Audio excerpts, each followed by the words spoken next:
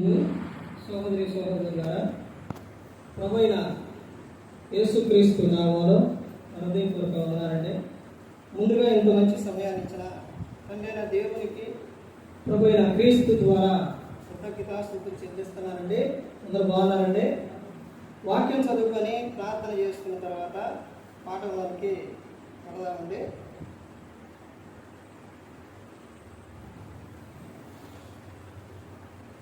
లూకాకు రాసిన సువార్త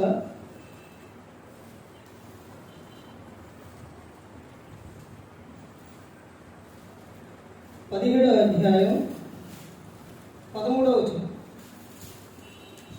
యేసు ప్రభువా, మమ్ము కరుణించుమని కేకలు వేసిరి. ఆయన వారిని చూసి, మీరు వెళ్ళి మిమ్మును యాజకులకు కనుపరుచుకున్నాడని వారితో చెప్పాను. వారు వెళ్ళుచుండగా శుద్ధులయ్యిరి. ప్రార్థన చేసి, పరలోకమందున్న మా తండ్రి, పరిశుద్ధ ప్రేమ గల తండ్రి, గొప్ప తండ్రి యెహోవా తండ్రి, అయ్యా మీ ప్రియకుమారుడు యేసుక్రీస్తు ప్రభువారి ద్వారా కృతజ్ఞతాస్తుతులు చెల్లిస్తున్నాము నాయన. క్లాస్ అంతట్లో మీరే ముందు నడిపించండి తండ్రి. వాక్యం బోధించుండగా ఈ లోక సంబంధమైన జ్ఞానంతో కాకుండా మీ జ్ఞానంతో మాట్లాడే భాగ్యం దయచేస్తారని మా ప్రభువైన యేసుక్రీస్తు నామాలను వేడుకుంటున్నాం తండ్రి. ఆమేన్. ప్రభు యేసుక్రీస్తు నామములో హృదయపూర్వక వందనాలండి. దేవుని కుమారుడు యేసుక్రీస్తు ప్రభువు ఈ లోకానికి వచ్చిన తర్వాత పరలోక రాజ్యం సమీపిస్తుంది కనుక మారు మనసు పొందమని ప్రకటింప మొదలుపెట్టారు. అంశం పాట పేరు ఏంటంటే, దేవుడు మనకు సహాయకుడు. దేవుడు మనకు సహాయకుడు. ఎలాగూ ప్రతి ఒక్క దానికి ఏమంటారే క్వశ్చన్ మార్క్. ఎలాగూ దేవుడు మనకి సహాయం ఎలా చేస్తాడో, ఎలా చేస్తాడు సహాయం? ఎలా చేస్తారండి? దేవుడు ఎవరికి సహాయం చేయలేదా? ఎలా చేశారు మరి? ఎలా చేశారు? గ్రంథంలోకి వెళితే గ్రంథంలో చూస్తే మనకు తెలుస్తుంది దేవుడు ఎలా సహాయం చేస్తారని. సహాయం చేస్తారనే ఆలోచనలు ఉందా? చేస్తారా? దాన్నే ఏమంటారు? దేవుడు నాకు సహాయం చేస్తారు అనే దాన్ని ఏమంటారు? ఏమంటారు? అర్థం చెప్పండి. ఎవరున్నారు? అందరూ మొత్తం అందరం అనేక విశ్వాసం, నమ్మకం. దీనినే ఎవరైతే కలిగి ఉంటారో వారిని, కలిగి ఉన్న వారి, అక్కడ ఉన్న వారిని అందరినీ దేవుడు ఏం చేస్తారు? అందరికీ సహాయం చేస్తారు. ఎలాగ చేస్తారు? ఒకటి, నువ్వు కలిగి ఉన్నప్పుడు, నువ్వు కేక పెట్టినప్పుడు, తర్వాత నీ ద్వారా, నీకు తర్వాత నీ ద్వారా దేవుడు ఏం చేస్తారు? సహాయం చేస్తారండి. బైబిల్ గ్రంథంలోని విశ్వాసంతో ప్రార్థన చేసిన వారు చాలా మంది ఉన్నారు. మనం లేనప్పుడు, తర్వాత ఇంకా ఆపదలు వచ్చినప్పుడు, తర్వాత ఇంకా ఏ సందర్భంలో ఊరు కాపాడేటప్పుడు, సంఘాన్ని కాపాడేటప్పుడు, అన్ని సందర్భాల్లో విశ్వాసం కలిగే పిలిచారు. తర్వాత ఇంకా విషయం చూస్తే, ఒక వ్యక్తి నీవు విశ్వాసం కలిగి, నీవు ఒకరి కోసం ప్రార్థన చేశావు, నిన్ను బట్టి వాడు రక్షిస్తాడు. ఎలాగ చెప్పండి? బైబిల్ గ్రంథంలో ఎవరున్నారు? అలా చెప్పండి. అదేంటండి, మేము విశ్వాసం కనుకుంటే ఆమె చెప్పాల్సి వస్తుందా? కలిగిద్ది, వాళ్ళే రక్షింపబడతారు అనుకుంటున్నారా? బైబిల్ గ్రంథంలో ఉన్నారు. చెప్పే ప్రతి ఒక్కటి లేఖనానుసారమైనదే. లేఖనంలో బైబిల్లో ఉన్నదే చెప్పాలి. అది మనకు గుర్తు రావాల్సింది కూడా చెప్పేటప్పుడు ఎక్కడి నుంచి గుర్తు రావాలి? బయట విషయాలు రాకూడదు, బైబిల్లో ఉన్నదే రావాలి.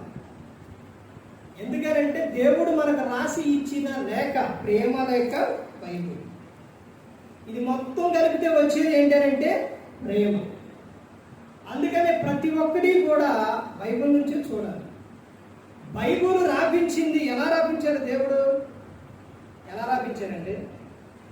పరిశుద్ధాత్మ దేవుని సహాయంతో కొంతమంది వ్యక్తుల ద్వారా దేవుడు గ్రంథాన్ని రాపించి మనకిచ్చాడు. ఇందులో ఒక శక్తి ఉంది, ఇందులో ఒక పవర్ ఉంది. తెలుసండి మీకు? తెలుసా? తెలీదా? ఇందులో ఒక శక్తి ఉంది. ఎలా శక్తి ఉంది? పరిశుద్ధాత్మ శక్తి. అమ్మ బాగా చెప్పారు, పరిశుద్ధాత్మ శక్తి. ఇప్పుడు 100 మెసేజ్లు మాట్లాడండి, లేకపోతే 100 సార్లు చెప్పండి, 100 సార్లు చదవండి, మరలా 1 నుంచి మరలా 100 సార్లు చదివేశారు. ఆదికాండం నుంచి ప్రకటన గ్రంథం వరకు 100 సార్లు చదివారు. మేము ఒక్కసారి కూడా చదవలేదు అంటున్నారా? చదివేవాడు ఉంటారండి, చదవకుండా ఉంటారు బైబిల్. ఎందుకంటే మనకు ఆధారం బైబిలే. అర్థమవుతుందండి? మీరు లేఖనాలను పరిశోధిస్తున్నారు, కానీ ఆ లేఖనాలే ఎవరు గురించి చెబుతుంది అని యేసుక్రీస్తు ప్రభువు చెప్పారు? ఆయన గురించే చెబుతుంది. లేఖనాలు ఎవరి గురించి చెబుతుంది? యేసుక్రీస్తు ప్రభువు గురించే చెబుతున్నాయండి. ఆది కాండం నుంచి ప్రకటన గ్రంథం వరకు నువ్వు బైబిల్ మొత్తం చదివి పూర్తి చేస్తే, మరలా తర్వాత మరలా చదివితే మరలా నీకు కొత్త విషయాలు దొరికి. అర్థమైతే? పరిశుద్ధాత్మ శక్తి. దేవుడు సహాయం ఎలా చేస్తారో? విశ్వాసంగా. హెబ్రీయులకు రాసిన పత్రిక 11వ అధ్యాయం మొత్తం కూడా ఎవరి జాబితా ఉంది? ఎవరి జాబితా ఉందండి? ఇప్పుడు నేను చెప్పిన మాటేనండి. విశ్వాస వీరుల జాబితా. వాళ్ళందరూ కూడా విశ్వాసం కలిగి ఉన్నారు. ఎందు నిమిత్తం వాళ్ళందరూ విశ్వాసం కలిగి ఉన్నారు? దేని నిమిత్తం విశ్వాసం కలిగి ఉన్నారు అని అంటే, ఒక విషయం చూస్తే యేసుక్రీస్తు ప్రభువారు వస్తారు అని ఎప్పుడు చెప్పారు? పాత నిబంధనలోనే చెప్పారు. యెషయా గ్రంథం చదవండి, 66 అధ్యాయాలు అంటే అందులోని ఆయన గురించి, ఆయన వస్తారు అని, వచ్చిన తర్వాత ఏం జరుగుతుందని అన్ని మొత్తం ముందే చెప్పారు అక్కడ.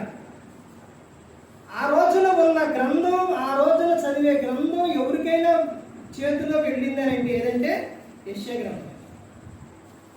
అందుకని అందరూ కూడా కలిగి ఉన్న ఒక విశ్వాసం ఏంటి అని అంటే, ఎవరిని చూడాలండి అంటే యేసుక్రీస్తు ప్రభువుని ఆయన చూడాలనే విశ్వాసం. ఆయన వస్తారు, ఇప్పుడు వస్తారు, నా సమయంలోనే నేనుండగానే వస్తారు, ఆయన చూడాలి అనే విశ్వాసం కలిగి వాళ్ళందరూ విశ్వాసంతో ఎదురు చూశారు. విశ్వాసం. కానీ ఎప్పుడు వచ్చారు? అప్పుడు రాడా. పాత నిబంధన కాలంలో సమయంలో రాడా.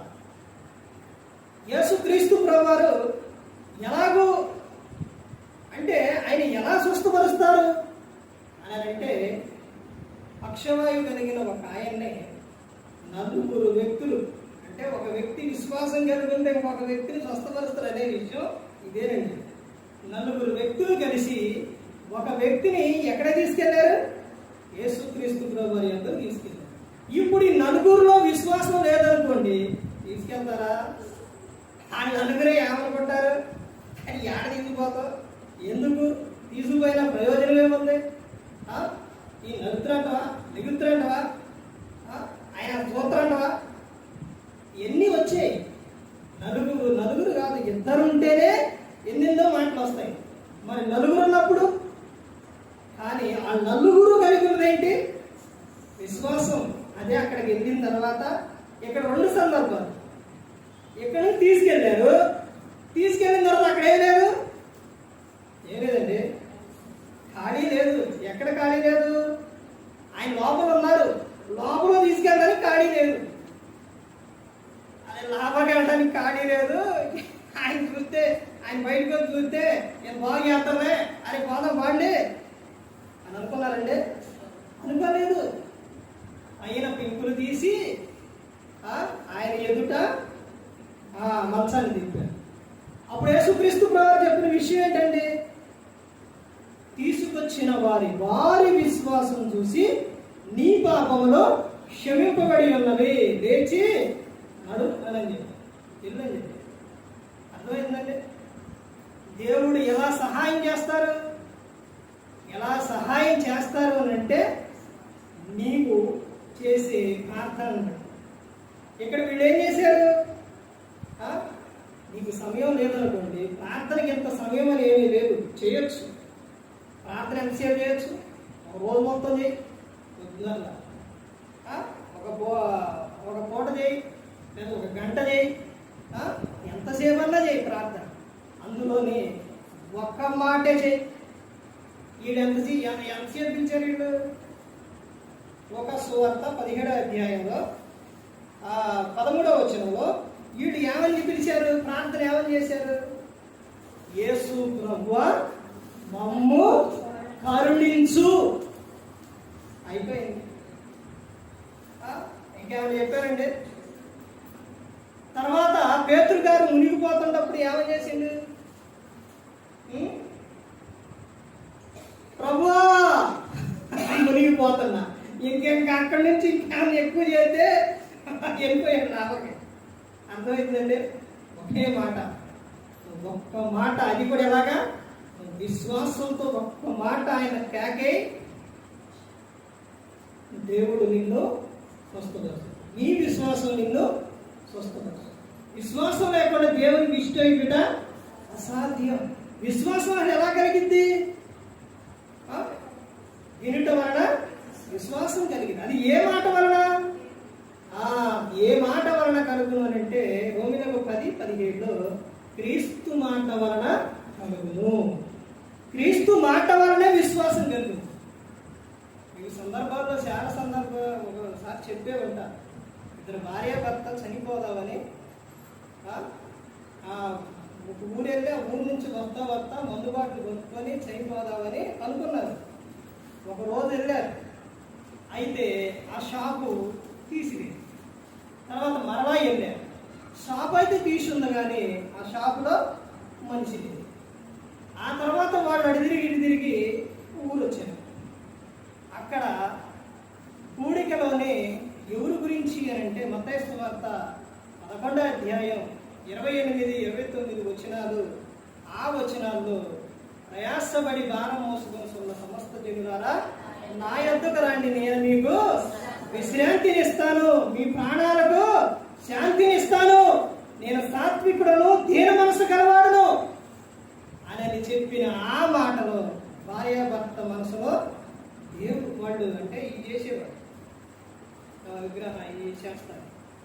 ఆ మాట విని దేవుడు మా ప్రాణాలకు విశ్రాంతినిస్తారు, శాంతినిస్తారు, మమ్మల్ని బాగు చేస్తారు అని వాళ్ళు విశ్వాసంతో నమ్మి అక్కడికి వచ్చి ప్రార్థించారు. వెళ్ళినప్పుడు అన్నీ ఉన్నాయి, మొత్తం ఉన్నాయి. వెళ్ళి సండే ప్రార్థన చేసి వచ్చిన తర్వాత మరణ నెక్స్ట్ రోజు వెళ్ళిన తర్వాత వారం ఏమీ లేదు. ఇప్పుడు వాళ్ళ జీవితాలు ఉన్నాయండి. వాళ్ళ అంటే ఆ కుటుంబం ఒక జీవితం ఉంది. వెళ్ళినప్పుడు కింద ఏమీ మామూలుగా లేదు, కింద చేపించారు, చుట్టూ ఏపిచ్చారు, కరెంట్ బిగించారు, మొత్తం ఈ పెయింటింగ్ ఇది అంటారు, అది వాల్కేరీ మొత్తం చేపించేసి వాళ్ళ జీవితాలు అందరూ పనులు ఎంత చక్కగా. ఒకనాడు నిజ దేవుణ్ణి ఎరుగక ముందు, ఆయన గురించి వినక ముందు ఏమనుకున్నారు? చనిపోవాలన్నారు. పిల్లలు అనుకున్నారు, బాగోలు అనుకుంటారు. కానీ క్రీస్తుని గురించి విని ఇప్పుడు మొత్తం కూడా అందరూ కుటుంబం చక్కగా. అది ఎవరి మాట వలన? ఏ మాట వలన? క్రీస్తు మాట వలన. క్రీస్తు మాట వలన ఆయన సహాయం చేస్తారు. ప్రతి ఒక్కరిని, భూమి మీద పుట్టిన ప్రతి ఒక్కరిని ఆయన కాపాడతారు, రక్షిస్తారు. ఏ ఒక్కరిని కూడా విడిచిపెట్టరు. దుష్టుడు తన దుష్టత్వంలో మరణించుట అది నాకు క్షేమం కాదు. ఎందుకో తెలుసండి, మనిషి ప్రతి ఒక్కరూ కూడా జ్ఞాపకం చేసుకోవాలి. ఆదికాండం 1వ అధ్యాయం 27-28 వచ్చినాక నువ్వు ఎవరి స్వరూపం, ఎవరి పోలిక అంటే దేవుని స్వరూపం, దేవుని పోలిక. నేను ఎలా నరకానికి పంపిస్తాను? అసలు నరకం చేసిందే నీ కోసం కాదు, మన కోసం కాదండి నరకం. అపవాదికి వాళ్ళ అనుచరులకు నరకం. ఇప్పుడు ఎలా వెళ్ళిపోతున్నారంటే వాడిని అమ్మడించడం వలన వెళ్ళిపోతున్నారు. కానీ దేవుడు నీకు అన్ని సమయాల్లో నిన్ను కాపాడాలని దేవుడు నీకు సహాయం చేస్తూనే. ఎలాగో తెలుసండి, పిల్లలకు తల్లిదండ్రులు ఇప్పుడైనా జ్ఞాపకం రావాలి. పిల్లలకు తల్లిదండ్రులు వారికి శాశ్వతమైన జీవితం, ఆనందకరమైన సంతోషకరమైన జీవితం, వాళ్ళు ఎప్పుడు ఆనందంగా సంతోషంగా ఉండాలని వారి గురించి మంచి ఆలోచన తీసుకొని ఎంత కష్టపడైనా సరే ఏం చేస్తారండి? చదివిస్తారు. ఆ తర్వాత వాళ్ళు ఏదో ఒకటి చేసుకొని వాళ్ళ జీవితం, వాళ్ళ వివాహం అయిన తర్వాత ఆనందంగా సంతోషంగా ఉంటారని వీళ్ళు ఎంత కష్టపడైనా కానీ, ఎన్ని బాధలు పడైనా కానీ వాళ్ళనే చదివిస్తారు. ఎందుకనంటే వారి జీవితం తర్వాత ఎలా ఉండాలి? బాగుండాలని. అదే విధంగా దేవుడు కూడా చేసింది అదే. నువ్వు ఈ లోకంలో ఉన్నప్పుడు శాశ్వతమైన లోకం ఉంది, పరలోకం. అక్కడ నువ్వు యుగయుగాలు తరతరాలు ఆనందంగా సంతోషంగా ఉండాలని దేవుడు ముందే ఏం చేశారు? ప్లాన్ చేశారు. అదే ఏంటంటే రక్షణ మార్గం, రక్షణ ఆత్మీయం. నువ్వు రక్షణ పొందితే నువ్వు పరలోకంలో ఆయనతో పాటు ఆనందంగా సంతోషంగా నువ్వు ఉంటావు. అర్థమైందండి? ఒకనాడు ఓడ సిద్ధం చేసి ల్యాండ్ అయ్యాలంటే 100 సంవత్సరాలు చెప్పినా కానీ రానా. ఇప్పుడు కూడా అంతేనండి. ఎన్ని సంవత్సరాలు దేవుడు చెబుతున్నా, నీకు ఎంత అవకాశం ఇచ్చినందుకు ఇంకా తెలుసుకోలేకపోతున్నావు ఆయన యొద్దకు రాలేదు. దేవుడు నీకు సహాయం చేస్తారు. ఎలా చేస్తారు? ఒకటి, నువ్వు విశ్వాసంతో నువ్వు ఆయనకు మొరపెట్టినప్పుడు, నువ్వు పిలిచినప్పుడు. ఈ 10 మంది కుష్ఠరోగులు పిలిచారు. ఇప్పుడు 10 మంది కుష్ఠరోగుల గురించి యేసుక్రీస్తు ప్రభువుకి తెలియదా? వచ్చిన తర్వాత ఎవరు ఏంటి అన్నది తెలియదా? యోధా ఇస్కరియోతు అప్పగిస్తారని ముందే తెలిసిందే లేదా యేసుక్రీస్తు ప్రభువుకి? నన్ను మీలోనే ఒకరిని అంటారు అప్పగిస్తారని చెప్పిన మరి ఈయన సంగతి తెలియదా? కానీ ఏం చేశారు? ఆయన పక్షపాతి కాదు దేవుడు. ఏం చేశారు? మీరు వెళ్ళండి, మీరు వెళ్ళి యాజకుని కనుపరుచుకోమంటే వాళ్ళందరూ వెళుతూ ఉంటే వాళ్ళకి ఏం కలిగిందండి? స్వస్థత కలిగింది. తిరిగి ఎంతమంది వచ్చారు? ఒక్కళ్ళే వచ్చారు. అన్యుడు ఒక ఆయన వచ్చాడు కృతజ్ఞతాస్తుతులు చెల్లించడానికి. తర్వాత ఏమని చెప్పారు యేసుక్రీస్తు ప్రభువారు? నీ విశ్వాసం నిన్ను స్వస్థపరుచును అని చెప్పారు. చూడండి, దేవుడు ఎలాగా ఆయన సహాయం ఎలా చేస్తారు, ఏ విధంగా సహాయం చేస్తారంటే కీర్తనలు చూడండి. కీర్తన గ్రంథంలో చూడండి. కీర్తనలు 146వ కీర్తన.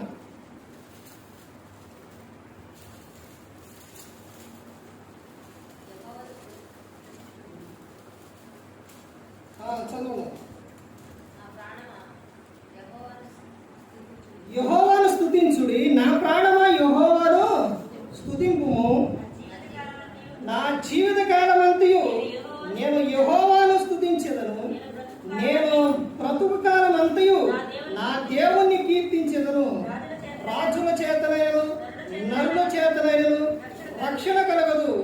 వారిని నమ్ముకొనకుడి, వారి ప్రాణము వెడలిపోవును. వాళ్ళు మట్టి వారగుదు. వారి సంకల్పములు నాడే నశించును. ఎవనికి యాకోబు దేవుడు సహాయుడగులో, ఎవడు తన దేవుడైన యెహోవా మీద ఆశ పెట్టుకొనునో వాడు ధన్యుడు. ఇక్కడ చెప్తున్న విషయాలు చూడండి, ఇంకా కొంచెం ముందుకెళ్ళండి. ఎవడు తన దేవుడైన యెహోవా మీద ఆశ పెట్టుకొనునో వాడు ధన్యుడు.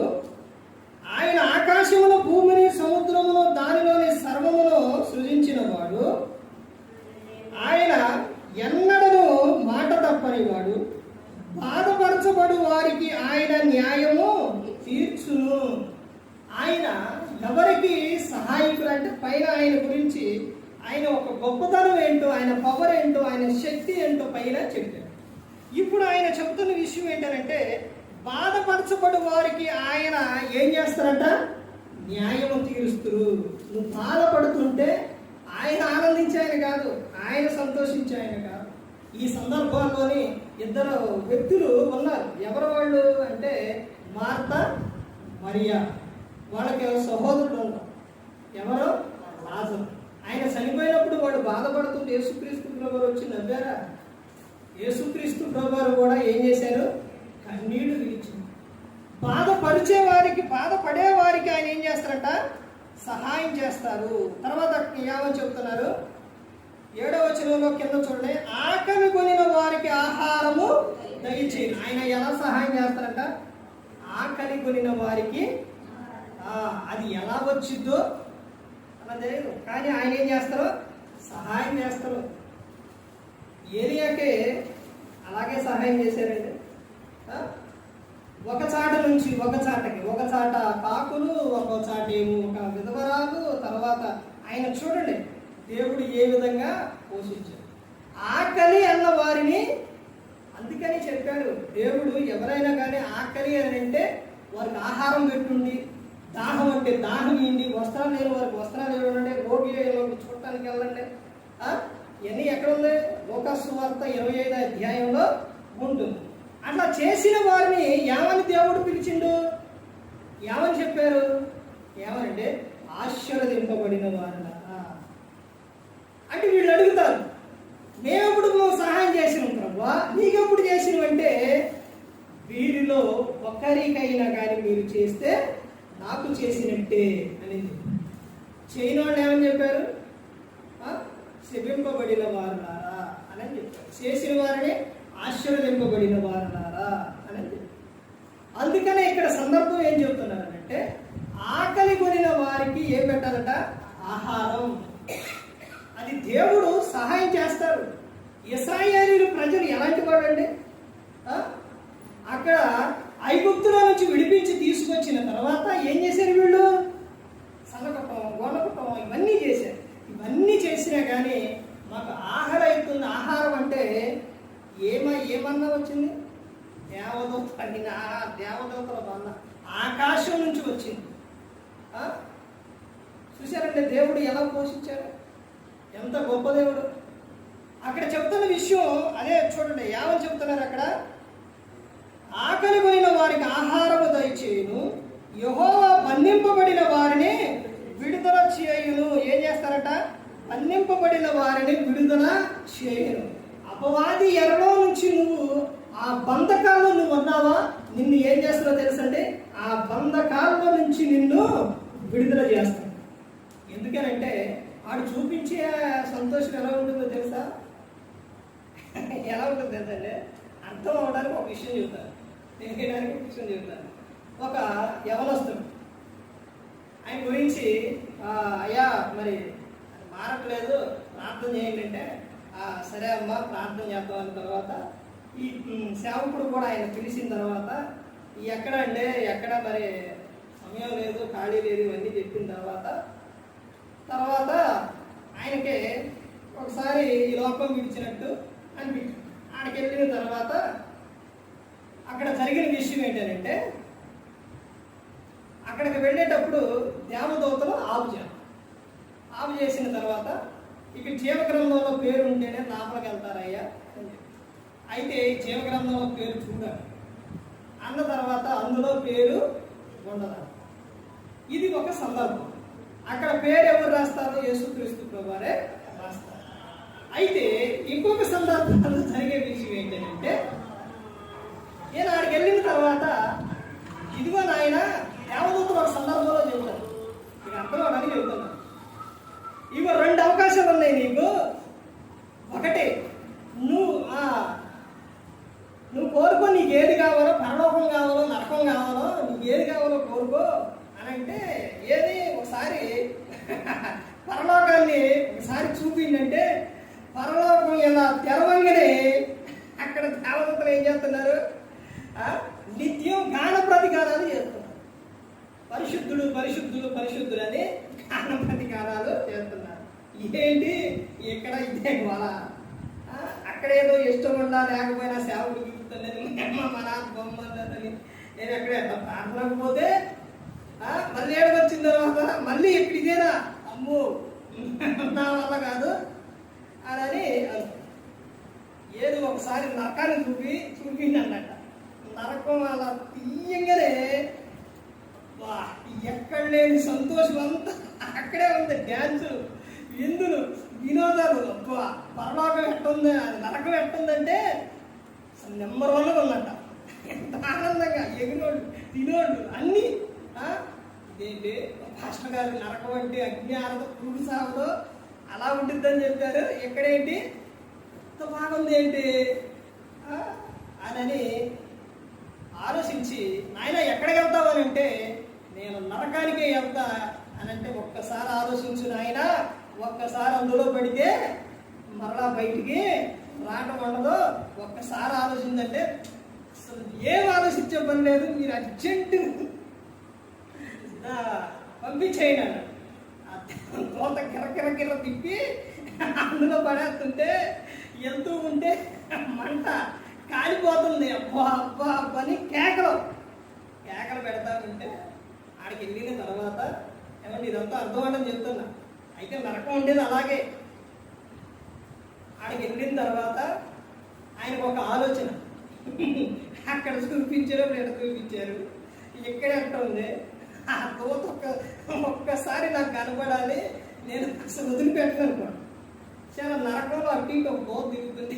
రామ్మ అమ్మ నాకు అక్కడ చూపించేటప్పుడేమో ఒక రకంగా ఉంది, ఇప్పుడేమో ఒక రకంగా ఉంది. ఏంటమ్మంటే అరే వెళ్ళాడా, నరకాన్ని నరకంలాగా చూపిస్తే నువ్వు వస్తావురాడికి రావుగా, అందుకనే అక్కడ చూపించు అన్నారు. అర్థమైందండి. దీన్ని బట్టి ఏమర్థమైంది ఏంటంటే, అర్థం అపవాది చూపించేదో అన్ని ఆకర్షణీయంగా ఉంటాయి. ఆ పండుని ఎలా చూపించిండు, ఆదాము అవ్వగారి సమయాల్లో అవ్వమ్మకి ఆ పండుని ఎలా చూపించిందండి, రమ్యమైనదిగా, అసలు చూడడానికి కన్నులకు ఆశ్చర్యమైనదిగా చూపించింది. అర్థమైపోయింది. ముందు వాడు చూపించేది ప్రతి ఒక్కటి, అపవాది చూపించేది ఆనందంగా సంతోషంగా కనబడుతుంది. దాని తర్వాత ఉంటుంది పాపం వలన వచ్చు జీతం ఏంటి, మరణం. ఇక్కడే నర్సాపురం ఈ చుట్టుపక్కల ప్రాంతాల్లో ఎవరొస్తారు సందర్భం జరిగింది. సేవకుడు చెబుతుంటే వెళ్ళాలి ముగిస్తారు. ఏంటి అని అంటే, వాళ్ళు బ్రదర్స్ బాగా రిచ్, చాలా పెద్ద వయసు, వ్యాపారాలు ఉన్నాయి, డబ్బు ఉంది, అన్నీ ఉన్నాయి. అయితే వాళ్ళకి వివాహాలు అవ్వాలి. అవ్వకపోగా సరే ఒకసారి, అరే ఇంతకాలం మీరు ఎట్లా ఉంటారు అని వాళ్ళలో ఒక ఆయన ఏం చేసిందంటే, ఒక ఆయన వేరే బయట ఆయన అలా ఇక్కడ దాకా వెళ్ళొద్దామని తీసుకెళ్ళిన తర్వాత, అరే నేను రాను అంటే, అది కాదురా ఇక్కడ దాకా వెళ్ళొద్దాం, ఏమి లేదురా అని ఆడికి వెళ్ళిన తర్వాత అక్కడ ఆమెతో వేసుతో అతను చెప్తాడు. వెళ్ళిన తర్వాత ఆయనకి తర్వాత ఎంత బాగోకపోతే టెస్ట్ చేస్తే ఏమొచ్చిందో తెలుసండి, హెచ్ఐవి.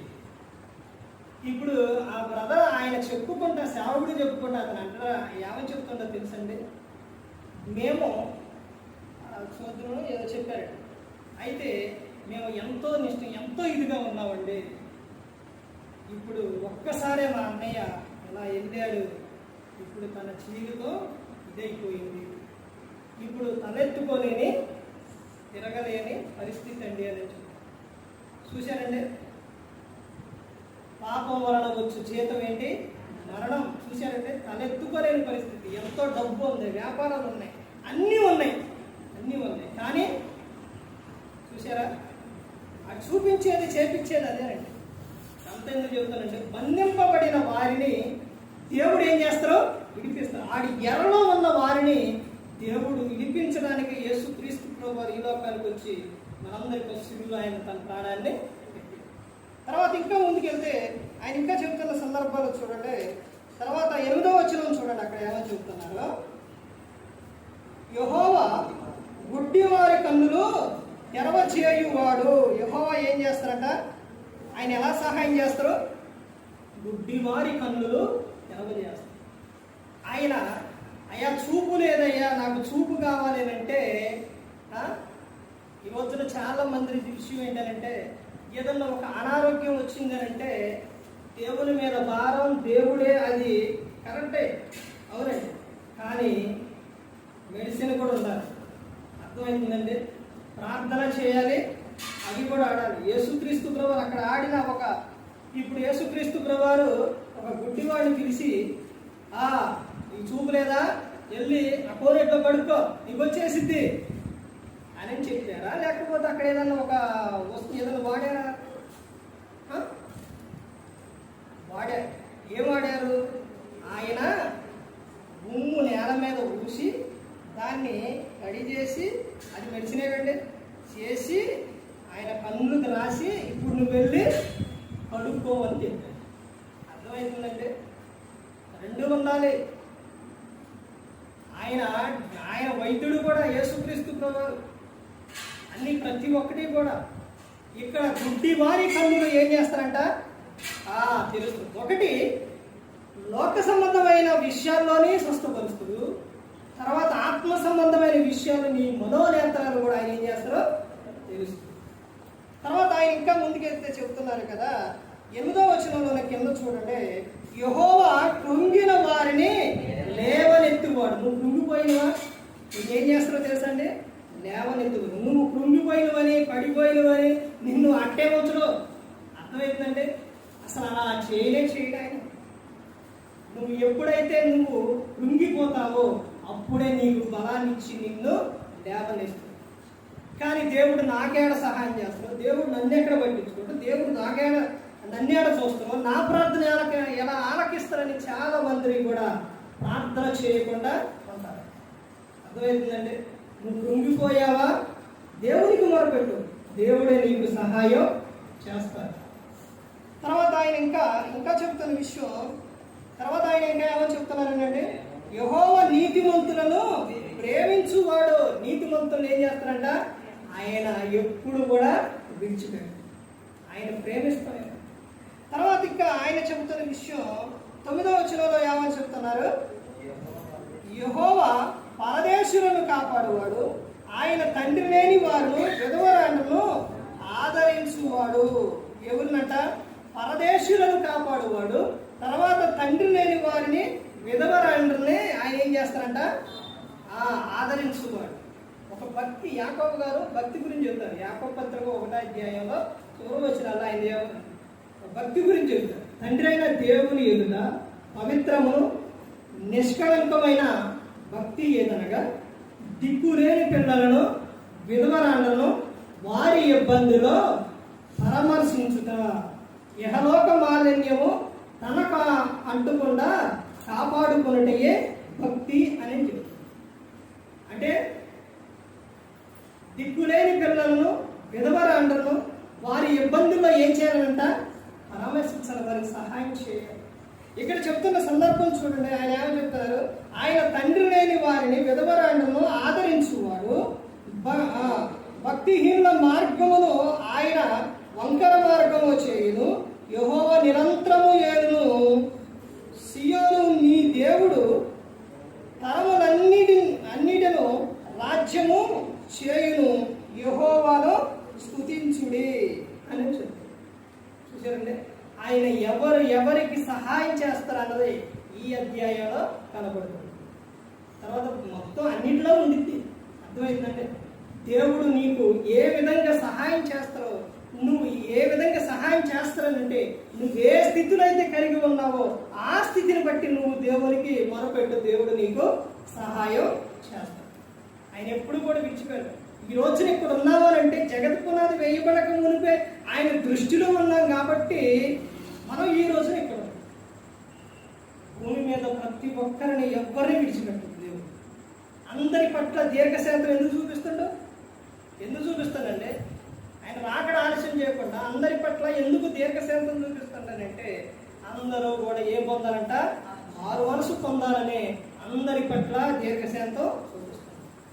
నువ్వు ఆనందంగా సంతోషంగా ఉండాలని ఆయన కోరుకుంటారు.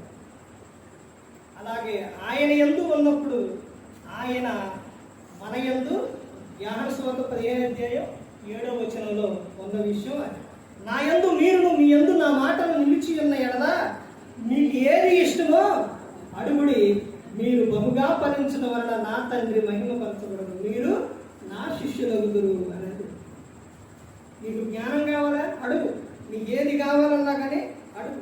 అందులో ఆయన మొట్టమొదటి చెబుతున్న విషయం ఏంటంటే, మీరు మొదటిగా నా నీతిని రాజ్యాన్ని మీరు వెతుకుంది అని. అంటే ఒకటి విషయం ఏంటంటే, ముందు మనం ఎవరి యందు ఉండాలంటే ఆయన యందు ఉండాలి.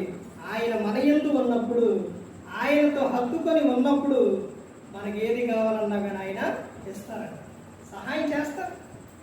నువ్వు దిగులు పడద్దు, నువ్వు భయపడద్దు, నువ్వు చింతపడద్దు. 33:3 చెప్తాను అది విషయం. నాకు మొరపెట్టు, నేను నీకు ఉత్తరం ఇచ్చేదను. ఫిలిప్పీయులకు 4వ అధ్యాయం నుంచి 4వ అధ్యాయం 4వ వచనం 7వ వచనం అక్కడ ఉన్న సందర్భం మొత్తం అదేనండి. అర్థమైందండి. 19వ వచనం, కాక దేవుడు తన ఇష్టం చొప్పున క్రీస్తు యేసు నందు మహిమలో మీ ప్రతి అవసరం కూడా ఆయన తీరుస్తుంది. యోహాను గారు రాసిన సువార్త 3వ అధ్యాయం 14, 15, 16, 17 వచ్చేవాళ్ళు ఉన్న విషయం ఏంటంటే, ఏ ఒక్కరూ నశింపకూడదని ఆయన శిలువలో మరణించారు. ప్రతి ఒక్కరు కూడా రక్షణ పొందాలి, ప్రతి ఒక్కరు పరలోకం చేరాలనే యేసు క్రీస్తు ప్రభువు ఈ లోకానికి పంపించారు. ఆయన యందు విశ్వాసం ఉంచు ప్రతి ఒక్కరు కూడా నిత్య జీవం చేస్తారు. ఆయనను యేసుక్రీస్తు ప్రభువుని ఇక్కడ ఈ లోకానికి ఎందుకు పంపించారంటే తీర్పు తీర్చడానికి కాదు, అందరూ కూడా రక్షణ పొందాలి అనే దేవుని యొక్క కోరిక. ప్రతి ఒక్కరు గమనించుకోరండి.